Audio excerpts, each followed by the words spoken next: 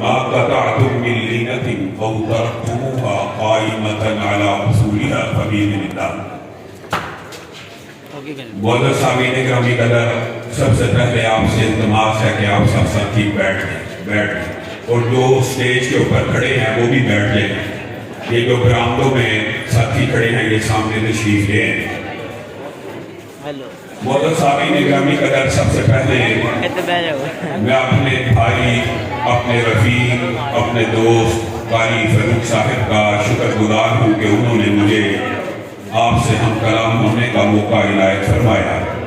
کئی رشتے، کئی تعلق داری ایسی ہوتی ہے کہ دین کی بنیاد کے اوپر، اسلام کی بنیاد کے اوپر میرا جو قاری صاحب کے ساتھ تعلق ہے وہ اللہ کے فضل و کرم سے بھائیوں جیسا ہے، بلکہ بھائیوں سے بڑھ کر ہے. اور کئی تعلق ایسے ہوتے ہیں کہ انسان صرف اسلامی بھائی ہونے کے باوجود سگے بھائیوں جیسا ہوتا ہے. میرے دائیں اور بائیں اس وقت جو دو احباب بیٹھے ہیں میرے دل کے بڑے قریب ہیں، میرے بھائیوں جیسے ہیں، اور شاید اسلامی رشتے کی، اخوت کی، محبت اور چاچری میں ان دونوں کے رشتوں نے سگے بھائیوں جیسے رشتوں کا احساس دلوایا ہے. میں آپ نوجوانوں کے ہموں، تنگنوں اور ولولوں کا بھی شکر گزار ہوں، اور اکثر میں یہ بات سوچا کرتا ہوں کہ یہ دین اسلام جس وقت شروع ہوا، جس ہستی کا ہم نام لیتے ہیں، جس نبی کے دین کا دفاع کرتے ہیں، وہ نبی جس نبی کا نام لیتے ہیں، جس کے دین کا دفاع کرتے ہیں، اس نبی نے جب طائف کی وادی میں قدم رکھا تھا تو چہرہ بھی لہو رنگ تھا اور پاؤں بھی لہو رنگ، اور جوتوں کے ساتھ پاؤں لہو کی زیادتی کی وجہ سے چپک جا رہے تھے. آج ہم نے اس نبی کا صرف کلمہ پڑھا، اس کے دین کے جھنڈوں کو اٹھاتے ہیں، جہاں جاتے ہیں لوگ پھولوں کی پتیوں سے استقبال کرتے ہیں، آنکھوں کو بچھاتے ہیں، دلوں کو نشاور کرتے ہیں. یہ اس نبی کا تعلق ہے ہمارے ساتھ جو رسول اللہ صلی اللہ علیہ وسلم کی دین کی بات کرنے والوں کے سامنے آپ پلکوں کو بچھاتے ہیں. اس نبی نے کتنی شدت کے ساتھ اور کتنے مظالم کو برداشت کر کے یہ دین آپ تک پہنچایا. آج پروگرام تقریب بخاری میں آپ کے سامنے چند گزارشات کر کے پھر میں انشاءاللہ تحریک کے حوالے سے بھی چند گزارشات آپ کے سامنے رکھوں گا. سب سے پہلی بات جو آپ نے سمجھنی ہے وہ یہ ہے کہ ہمارے معاشرے میں ایک غلط العام ہے، اور اس غلط العام میں ایک بہت بڑا ذمہ علماء کے طبقے کا بھی موجود ہے. ہم یہ سمجھتے ہیں دین کس کا نام ہے؟ دین بھی کتاب و سنت کا نام ہے. شریعت کس کا نام ہے؟ کتاب و سنت کا نام ہے. اسلام کس کا نام ہے؟ قرآن و سنت کا نام ہے. کتاب اللہ کس کا نام ہے؟ کتاب اللہ کس کا نام ہے؟ آپ بتائیے کتاب اللہ کس کا نام ہے؟ لوگ عمومی طور پہ کہیں گے کہ قرآن کا نام ہے. یہ بات آج آپ نے سمجھنی ہے. کیا کتاب اللہ سے مراد ہمیشہ ہر موقع کے اوپر صرف قرآن ہوتا ہے، یا کتاب اللہ سے مراد بھی قرآن اور حدیث ہوتا ہے؟ کتاب اللہ کئی مرتبہ صرف قرآن کے بارے میں بھی بولا جاتا ہے، اور کئی مرتبہ کتاب اللہ قرآن و سنت کے بارے میں بھی بولا جاتا ہے. اور میرے بھائیوں، جس بات کا ابلاغ بہت ضروری ہے، کتاب اللہ کئی مرتبہ صرف حدیث رسول کے بارے میں بھی بولا جاتا ہے، لیکن اس بات سے ہم غافل ہیں، ناواقف ہیں. مجھے بتائیے، ایک مثال میں قرآن پاک کی تیزی سے آپ کے سامنے رکھوں گا، پھر چند حدیثیں آپ کے سامنے رکھوں گا. آپ نے قرآن کی آیات کو اور احادیث کو یاد کرنا ہے. اللہ رب العزت کلام حمید میں ارشاد فرماتے ہیں، ان عدت الشہور عند اللہ 12 شہرا فی کتاب اللہ، فی کتاب اللہ، فی کتاب اللہ. یہاں پہ کتاب اللہ سے مراد کیا ہے؟ آپ نے خود ہی فیصلہ کرنا ہے. کتاب اللہ سے مراد منکرین حدیث کے نزدیک صرف قرآن ہے، اور اگر صرف قرآن یہاں پہ مفہوم لے لیا جائے، ان عدت الشہور عند اللہ 12 شہرا فی کتاب اللہ، اللہ کے ہاں گنتی کے مہینے کتنے ہیں؟ 12. کہاں پہ ہیں؟ کتاب اللہ میں ہیں. اب میں علامتی صاحب سے پوچھتا ہوں اور منکرین حدیث سے پوچھتا ہوں، پورا قرآن پاک اٹھائیے، پورا قرآن پاک اگر کتاب اللہ سے مراد صرف قرآن ہے تو قرآن پاک اٹھائیے اور مجھے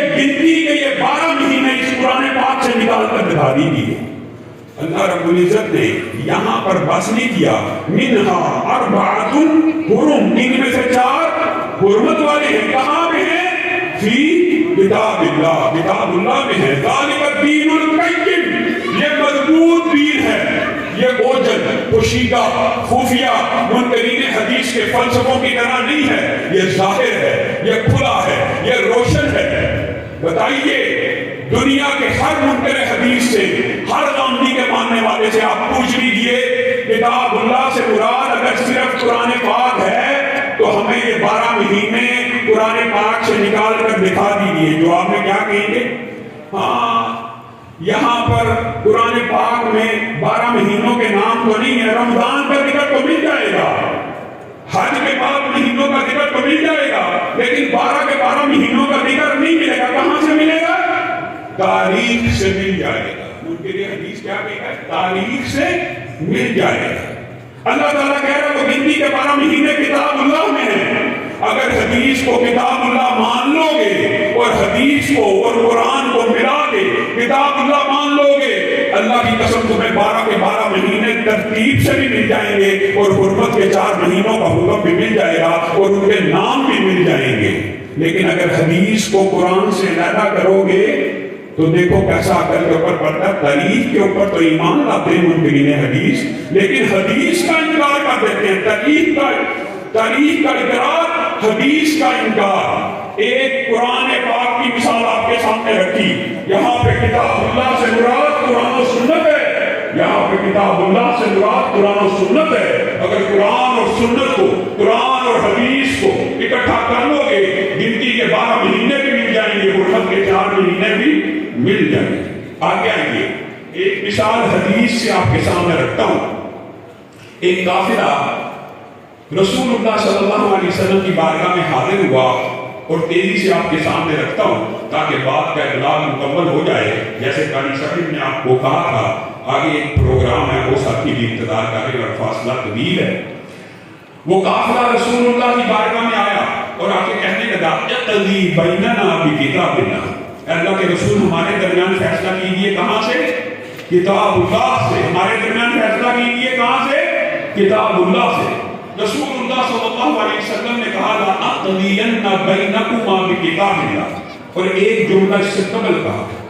اب یہ جو آپ الحمدللہ کئی طلبہ بھی بیٹھے ہیں، آپ اس تاکید کے سیغے کو بھی جانتے ہیں، لیکن رسول اللہ نے ان تاکید کے سیغوں سے پہلے بھی یہ کہا فوالذی نفسی بیدی، فوالذی نفسی بیدی، اس ذات کی قسم جس کے ہاتھ میں محمد کی جان ہے، لا اقضین بینکما بکتاب اللہ، میں تمہارے درمیان فیصلہ کروں گا. کہاں سے؟ کتاب اللہ سے فیصلہ کروں گا. اب مقدمہ کیا تھا وہ بھی سمجھ لیجیے. ایک غلام نے ایک شادی شدہ عورت سے برائی کا ارتکاب کیا تھا.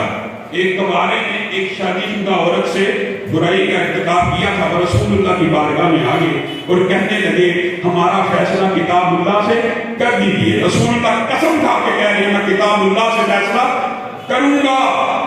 منکرین حدیث، غامدی صاحب اور دیگر جتنے بھی گروہ ہیں، ذرا اس ایک حدیث کے اوپر غور کریں. ایک حدیث، ایک واقعے کے اوپر غور کر لیں تو سارے کے سارے انکار حدیث کے فلسفے گر جائیں گے.